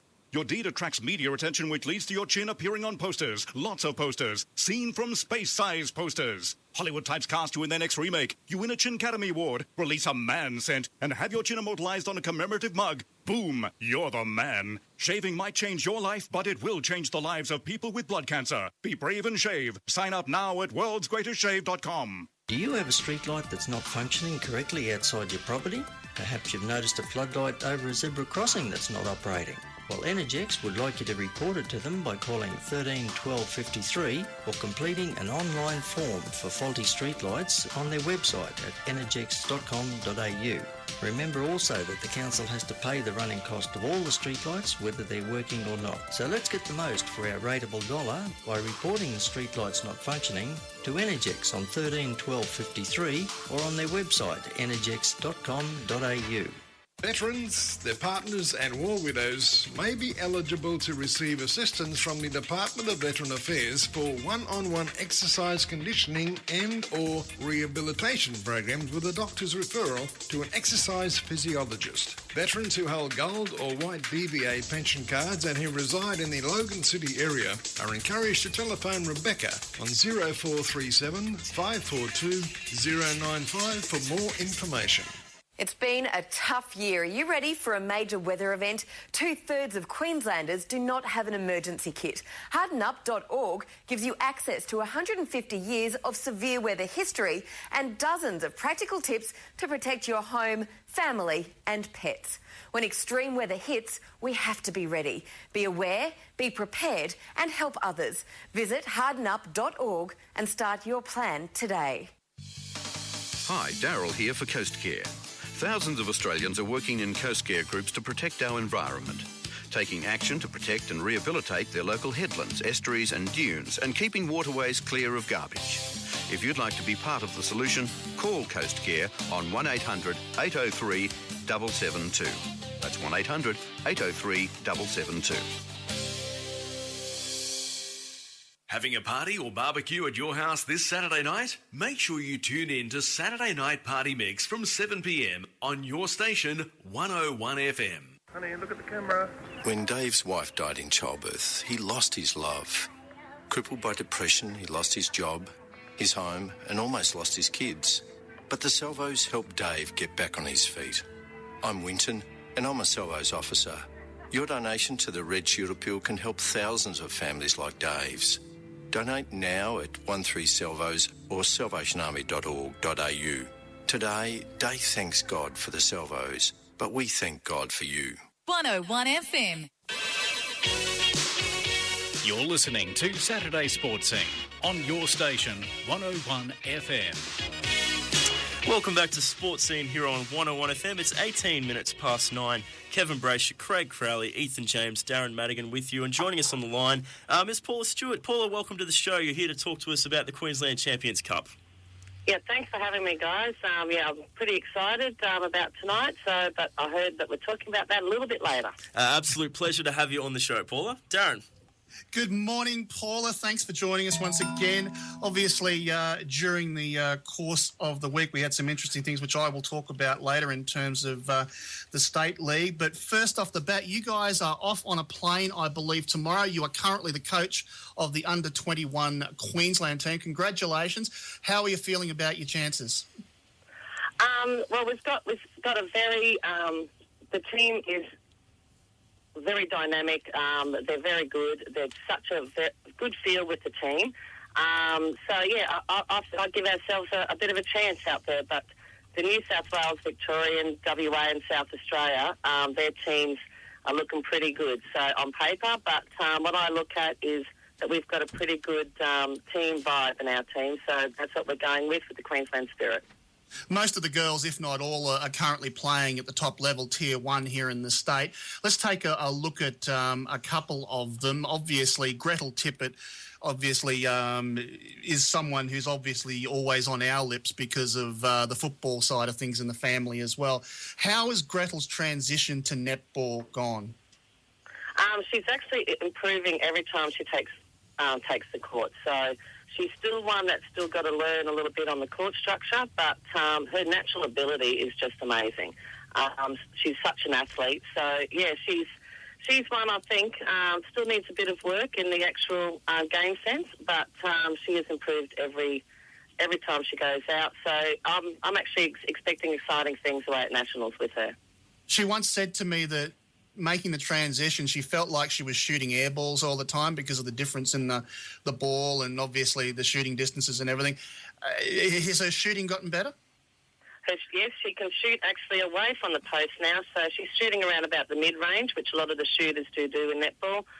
Probably not as many long balls or anything like that, but definitely she can shoot and more comfortable shooting mid-range. So, all of that's sorted out. All right. As far as the rest of the side are concerned, who are some standouts there for her? Well, we've got Laura Klemishka. She is in the Firebirds now. I cannot believe the improvement in the last 6 months with her. The speed that she has now. She was always known as a tall, a little bit slow type of player. She is a definite athlete. So the Firebirds have just done a fantastic job on her. She lifts up the team, the 21s, so much. And she's our captain as well. And just her inspiration and her work ethics is great. So I cannot believe in 6 months how much improvement Laura Klemishka has made. So absolutely fantastic. We've got a few players, Maddie Walsh and Taylor Ozard. They're just like hound dogs. They'll just keep on going and going and going. So they're looking quite impressive as well in the team. Yeah, Taylor's not shy at all, is she? No. Just going through the team, Harriet Adsett from Metro Districts, Brodie Boyer from Underwood, Laura Klemishka, once again, a Firebird, also from tied to Noosa, Claire Haig from Noosa, Shannon Holmes is always there or thereabouts in these teams, and also a former Golden South Jag with yourself, who currently is involved with Caloundra, Rosa Kavai from McGregor, Bronte Oriole from Downey Park, Stephanie O'Brien from Warwick, Taylor Olzard from Caboolture, Lauren Scully from the Golden South Jags and tied to Southport Carrara as far as associations are concerned, Gretel Tippett and also Maddie Walsh there from the Tweed. So good luck with your trip down to the Nationals. Hopefully you can come back with a good result. While I've got you, how are the Jags going this year so far? Yeah, Jags are looking pretty good this year. We've got, it's a really good vibe in the team. We've got 5 different players from last year. 2 of our old ones have come back after having a baby, and they have just lifted the team. Michelle Hess, she's always that reliable one who, at the end, gets the shots in, and Jade Fiscalani. She's our goalkeeper, and she's just doing. They've come back after having a baby really well. They're quite amazing, actually. And we've got 3 young ones that we've brought up, 3 talented players who've made state, and they're with the EDS program, the Elite Development Squad program. So they're squad members there. They're 17 at the moment, turning 18 this year, but they've come from reserve grade. What do you call it now? QSNL up to the QCC, and they've made the transition very well. All right, and obviously with your side at the moment, you've got people like Michelle Hess in there. I mean, how many more years do you reckon she's got in her? I think I've always believed if she was a foot taller, she'd still be playing ANZ. Oh yes, I think so too. She's everyone just looks at her and is just amazed. She looks cool, calm, and collected out on court. And she can shoot from anywhere in the circle. So she is one of the rare shooters who can shoot the long bombs, and that scares a defender. So because usually they try and push them out of shooting zone, but she doesn't have a spot that she doesn't like shooting from. So she'll shoot wherever, and she has good results. And another player that's come back even stronger this year is Megan Rooney, now Megan Brueggemann. So maybe the married life has treated her well, because she has come out this year, and I think too, after a year after having an ankle reconstruction, she is playing a really good netball, very smart netball. Fantastic. 8:30 tonight, finally, you guys play the Suncoast Lynx at the State Netball Centre. What are your thoughts on the match? Yeah, well, they've got 5 new players as well this year, because they had a few players going over to the EDS team. Yes, they came third last year, so they've kept some of their older, smarter players in the team, like Laura Sherian, who ex-Firebirds player, Steph Wood, who was at the AIS, Taylor Ozard's in the 21 state team, Rachel Forbes is an ex-AIS player. So they're ones that we have to be on our toes. We have to go and play a game tonight, and I'll put bets on that we can take them. So, of course, I would. So, but we have to be there and play our game. Hey, Darren, can I just butt in there for a second, mate? Certainly. Paula, it's Craig speaking. In regards to, we talk about all sports, and we talk about the cricket, and obviously the cricketers haven't been going so well of late, and what's the repercussions back on our level in Australia. Same sort of situation, same sort of question to you, Paula, in the way of the defeats they had over in England. What sort of ramifications if any, has it had on just the local level and just netball in Australia? Local level, probably not so much so. Of course, people talk about it. We can't believe that the Australians lost, 3 in a row over in England. But local level, probably not so much so. I would say it'd be more... I would say it'd be more all-Australia type of thing. Might have to have a look. I think what they were doing over in England as well is they did take a lot of young players over there. Yep. I would say that the Australian coach was trying to have a look at depth in Australia, and to me it looks like a bit of a plan. So she didn't take her, this so-called top 12 over to England, and you've got to realise now too that netball for that level of players, they're playing nearly 11 and a half months in a year, and some of these girls just need a break. Yeah. So someone like Laura Geitz, she had a break, she got married. Mm-hmm. She just needed that bit of a break there, and there's a few girls with just a few injuries that just needed time out from the sport. So I think that they're probably playing a little bit too much at the moment, and hopefully these girls can have at least a couple of months off in the season just to recoup and ready to take it on again. And I think, that's my personal opinion, as the Australian coach looked like she was taking a younger team over there and just seeing what the difference was. So, Paula, is our list ageing? And the other thing I was going to ask, please don't say we're having a rotation system. I'm hoping not. I don't believe in rotation system. Yep. I believe that you should go out there and go out hard and try and win every game. Yep. But I would say in this instance it might have been because some of these girls had some niggling injuries. Yep. So I would say, that's my personal opinion. I don't know because I haven't spoken to the Australian coach. I don't have it on speed dial, so yeah, I wouldn't have a clue on their thoughts, but that's what it looked like to me on the outside. Good answer. All right, Paula, thank you so much for joining us this morning. Good luck tonight against the Suncoast Lynx. That's 8:30 at the State Netball Centre, and get there at 7 o'clock to watch the curtain raiser too between for the Mission Queensland State Netball League teams as well. And good luck down at the Nationals with the Queensland under-21 side, Paula. Thanks a lot, Darren, and thanks, SportzScene, and I'll keep listening. No worries, Paula. Thank you very much. Welcome back anytime on the show. Thank you. All right. Thank you, guys.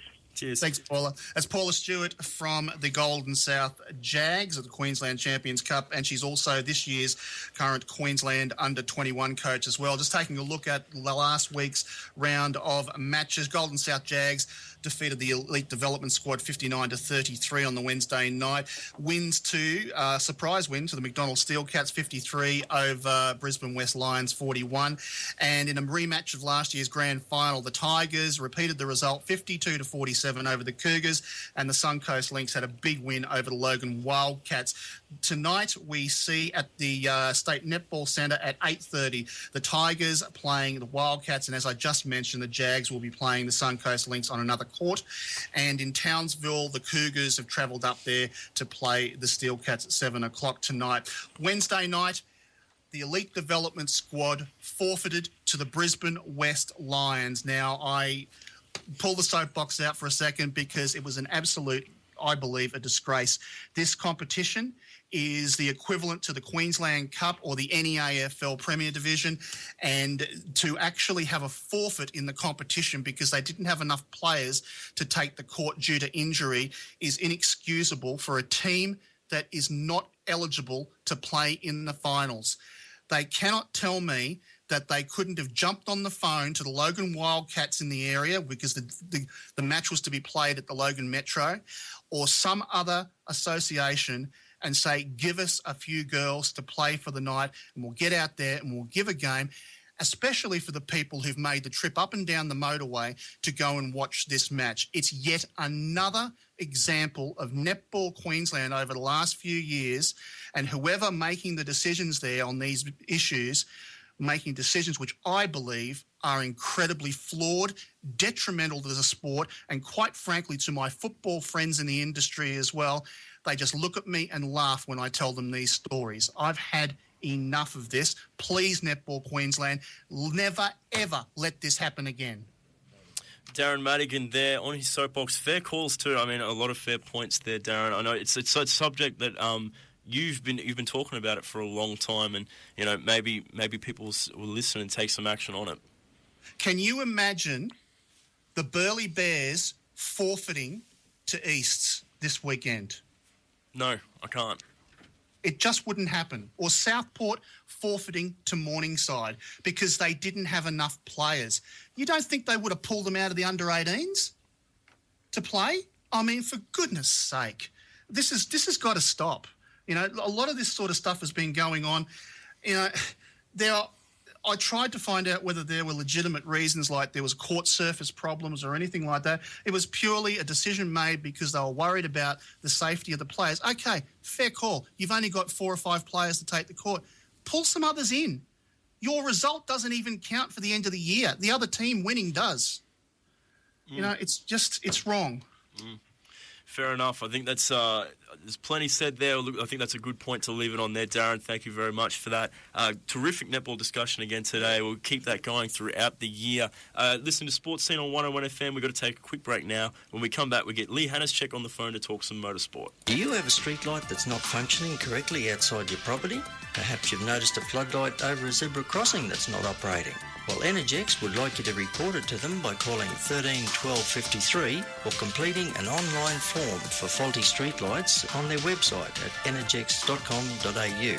Remember also that the council has to pay the running cost of all the streetlights, whether they're working or not. So let's get the most for our rateable dollar by reporting the streetlights not functioning to Energex on 13 12 53 or on their website energex.com.au. Veterans, their partners and war widows may be eligible to receive assistance from the Department of Veteran Affairs for one-on-one exercise conditioning and or rehabilitation programs with a doctor's referral to an exercise physiologist. Veterans who hold gold or white DVA pension cards and who reside in the Logan City area are encouraged to telephone Rebecca on 0437 542 095 for more information. If you want to know what's happening on the roads, make sure you tune into 101 FM Monday to Friday during Breakfast and Drive for the latest traffic updates, presented by your station sponsor, Yellow Cabs. Logan City's 101 FM. 1 FM.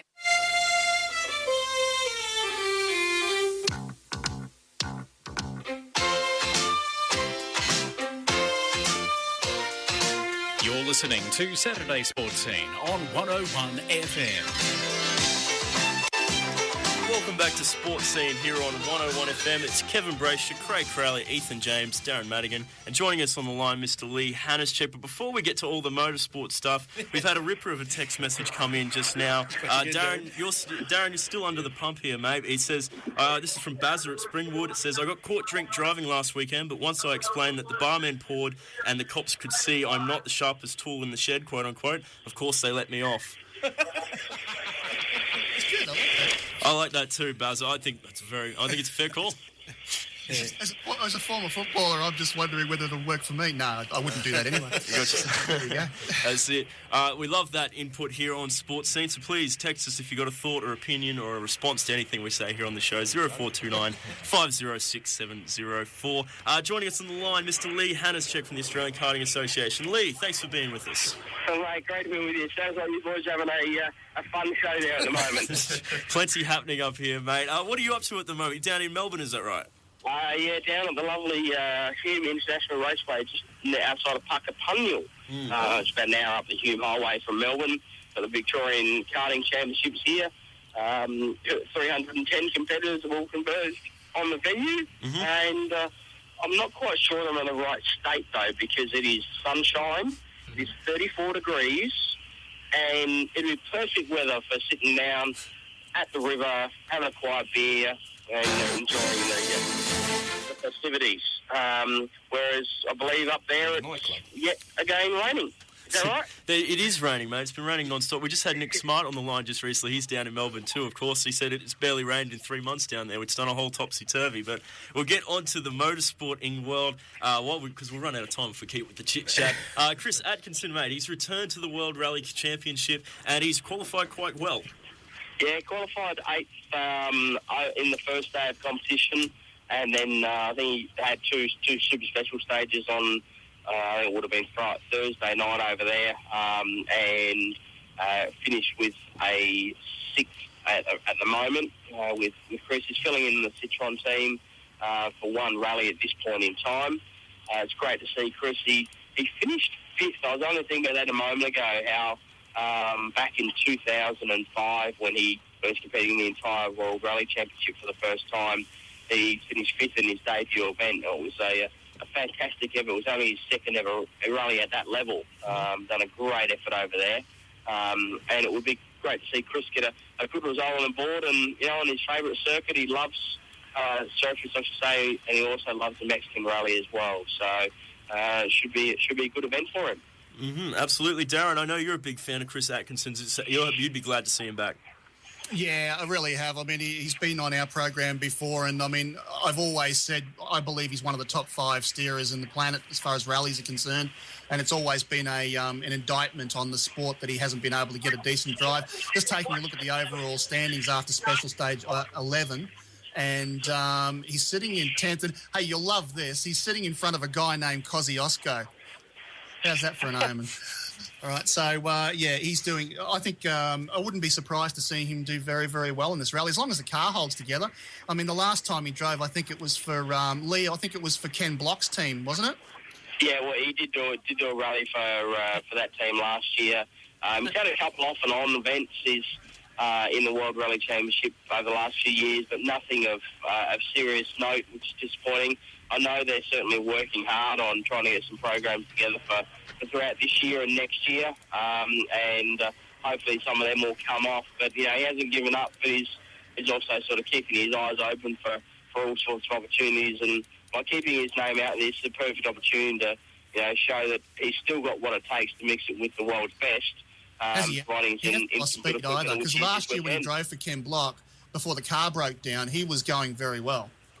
Oh, absolutely. There's no doubt about that whatsoever, and that's always been the biggest issue, is being in the right car at the right time is what happens with the World Rally Championships. We've seen Citroen really dominate over the past few years, so hopefully he can put in a good effort this weekend, and it might come to more opportunities throughout the year.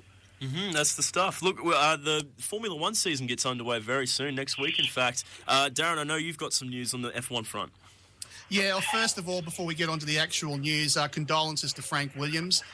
He has lost his wife, Lady Virginia, and obviously he's such a huge name in the sport, and that family has been through hell over the past. I mean, they've had wonderful things in the terms of business with the sport, but Frank had a terrible car accident in the 80s, which left him in a wheelchair, and now he's lost his wife as well, so very sad.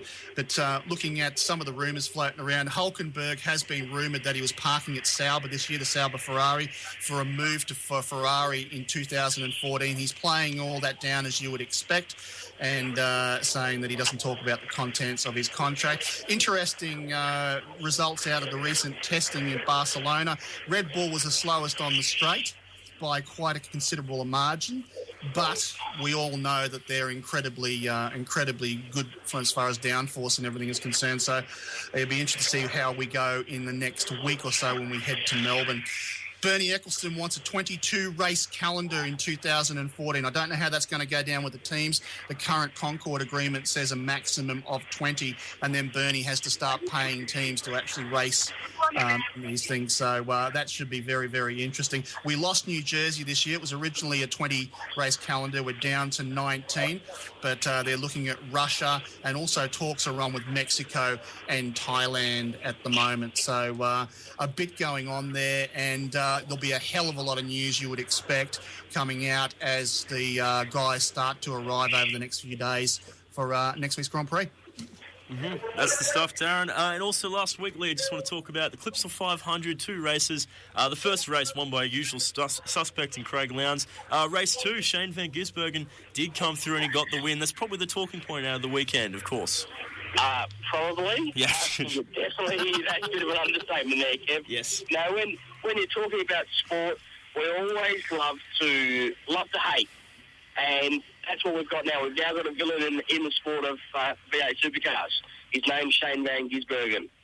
Can drive, no question. But came out of last year saying, yep, I need a break. 6 months, no more than 3 months later, he then announced that joining Techno Motorsport, going from Ford to Holden, and then goes out and wins. Now, I don't think anything enrages Ford fans anymore than seeing one of their own, pull the pin of their own family and then turn around and go win in a Holden. Great to see a different team up there. First time in 34 races or some ridiculous statistic like that, that a team other than Triple Eight Race Engineering or Ford Performance Racing have won a race, I should say. So that's fantastic for the sport. What else was fantastic was the performance of some of the young guns and the young guys coming through, like Scott McLaughlin, to do a great effort there to finish, inside the top 10 in both races. Scotty Pye from Lucas Dunbarrow Motorsport in his debut as well, done a fantastic job, finishing inside the top half of the field. These guys, it's great to see them up there, great to see some new faces inside the top 10.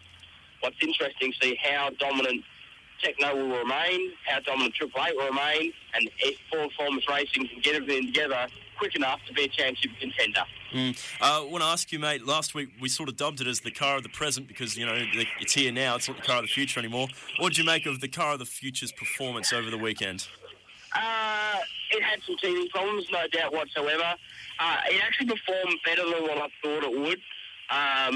Realistically, there were some issues, like we had some guys having trouble with gearboxes. Mark Woodwell was a classic example of that on lap 1 on Saturday's race. He was out basically before it began. There was some of those teething problems which you've got, and unfortunately, the team who can get on top of those teething problems the best early enough will certainly win the championship. I have no risk about that whatsoever, and that appears to be a Triple 8 linked team, whether it's Triple 8 themselves in Red Bull Racing Australia or Techno Autosports or Triple 8 cars, Lucas Dumbrell Motorsport.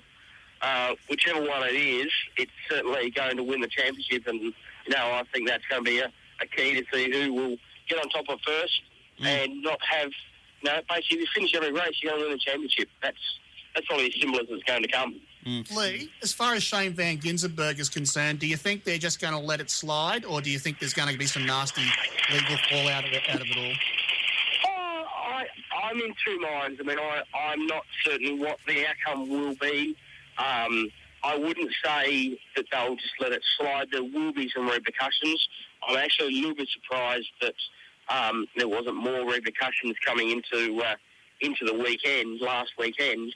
However, I probably, Ross and Jimmy Stone are also at their races, so I don't think they would have liked to have put the sport in a bad light if they were to put, an injunction against Shane to race. But I don't think we've heard the end of it.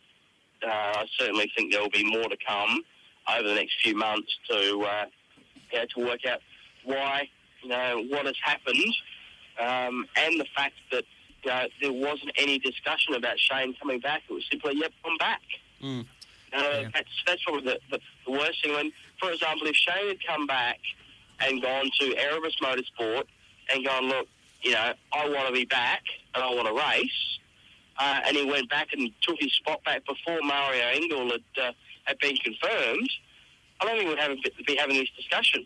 But it's the fact that he's gone to a completely different team, and the fact that he's burnt those bridges, I think that's where the discussion is. So, I honestly think that there will be more to come.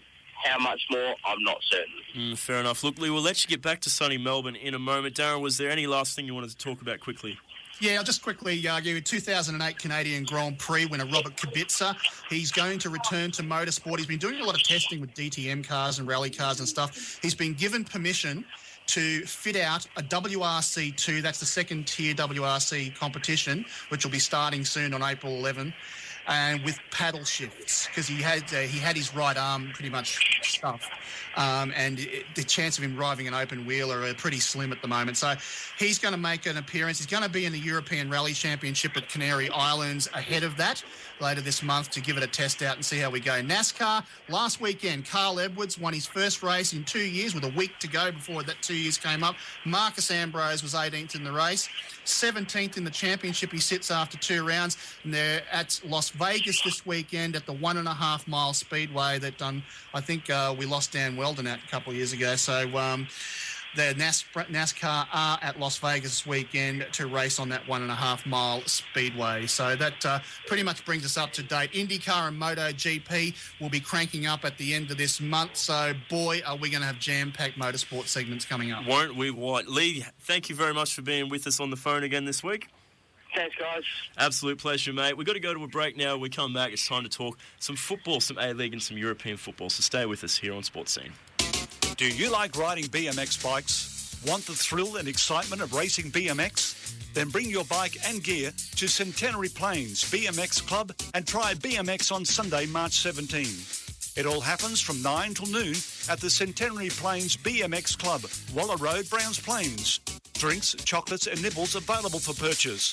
This event is free and open to all ages. Call Brendan on 0439 995 155 for details. You decide to shave for the world's greatest shave. Having no hair makes you super fast. You join the local footy team and score all the points. Is that a stadium with your name on it? Yes. Shaving might change your life, but it will change the lives of people with blood cancer. Sign up now at worldsgreatestshave.com. It's been a tough year. Are you ready for a major weather event? 2/3 of Queenslanders do not have an emergency kit. Hardenup.org gives you access to 150 years of severe weather history and dozens of practical tips to protect your home, family and pets. When extreme weather hits, we have to be ready. Be aware, be prepared and help others. Visit hardenup.org and start your plan today. We play the biggest hits and the greatest memories. Logan City's 101 FM.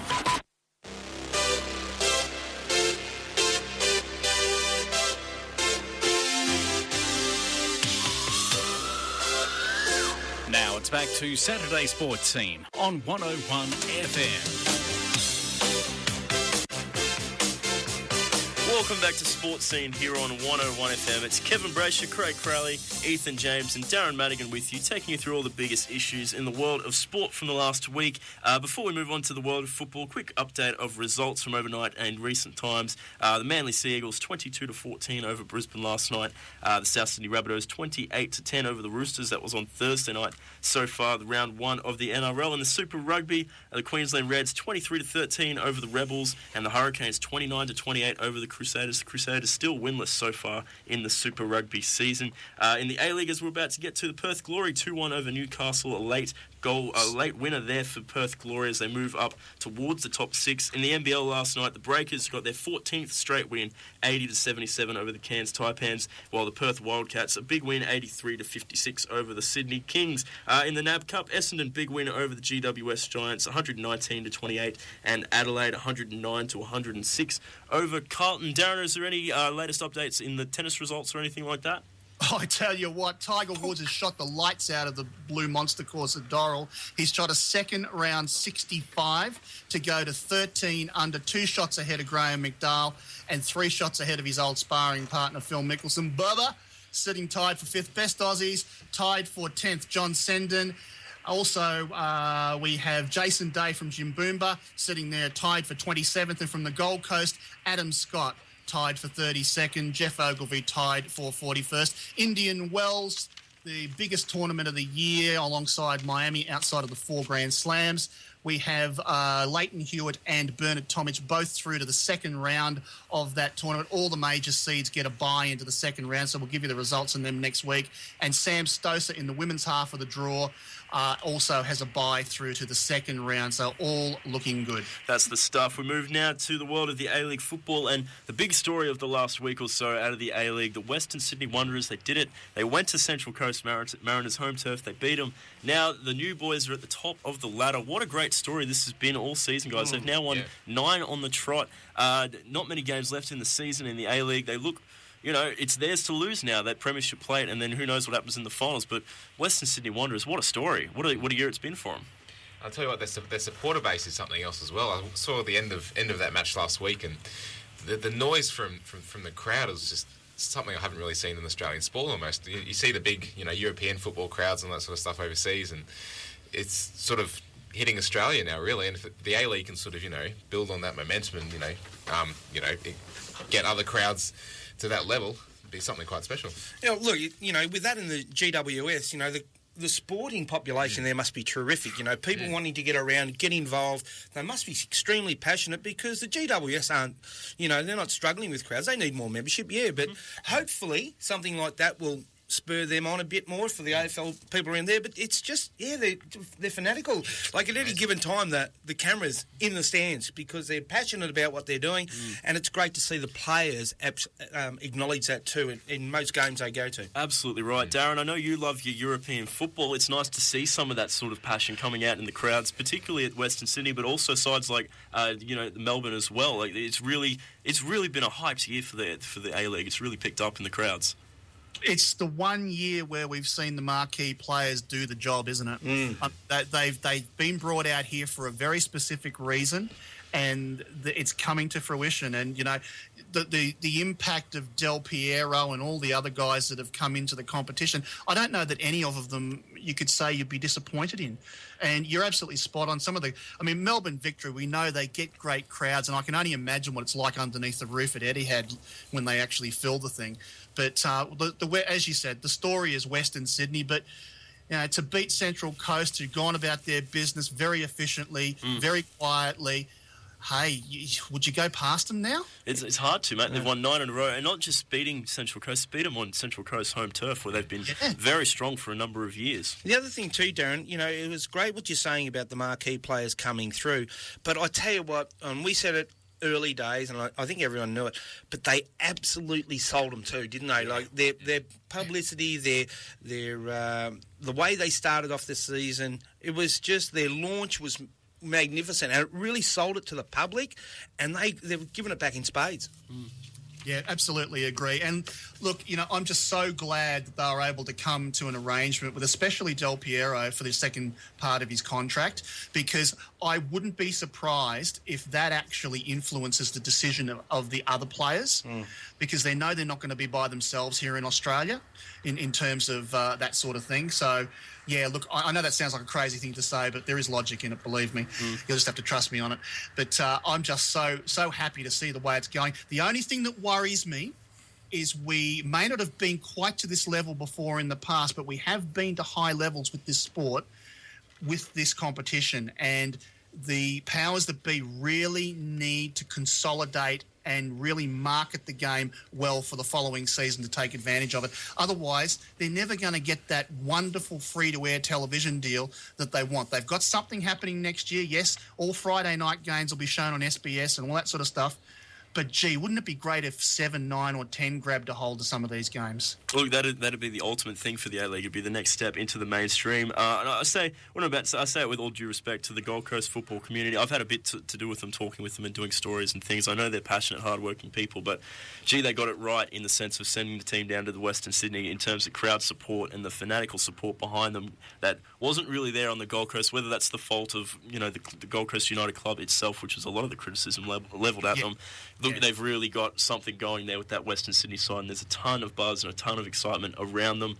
We move now, just look at the rest of the round. The Brisbane Roar tonight at Suncorp Stadium up against the Melbourne Victory. This is another big one. Ange Postecoglou comes back home. There's been a little bit more respect shown to him this time, Darren. I know all of us here at SportzScene were a little unhappy with the way it all went down when the Melbourne Victory came up at the start of the season. The Brisbane Roar got away with a 5-0 win that day, but Melbourne Victory obviously a much better side at the moment. It's good to see a little bit more respect paid to Ange Postecoglou this time. Yeah. I mean, as you know, I was thoroughly disgusted with the way that he was treated at the time.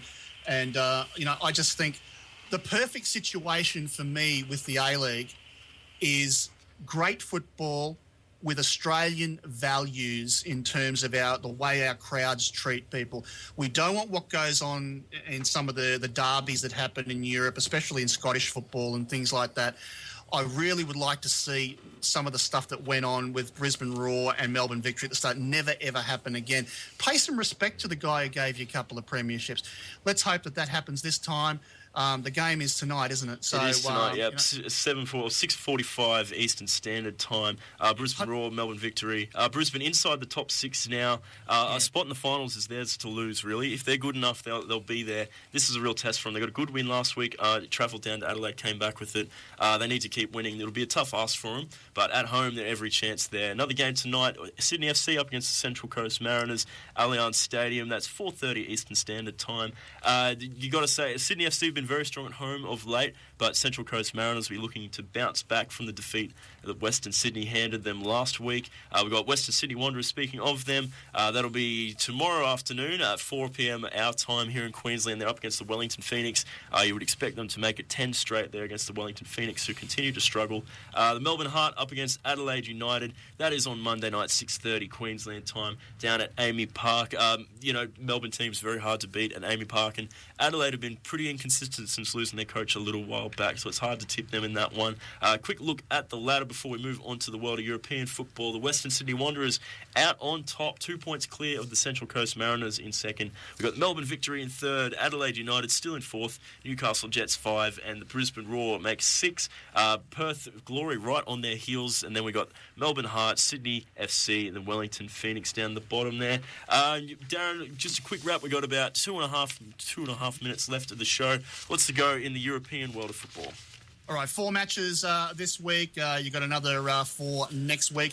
So Juventus closed out the tie with a 2-0 win over Celtic. Borussia Dortmund 3-0 over Shakhtar Donetsk. This is the games that were played during the week, not the overall aggregate result. Real Madrid knocked out Manchester United after Man United got someone sent off. And Valencia and Paris Saint-Germain had a 1-1 draw. That means Paris Saint-Germain go through.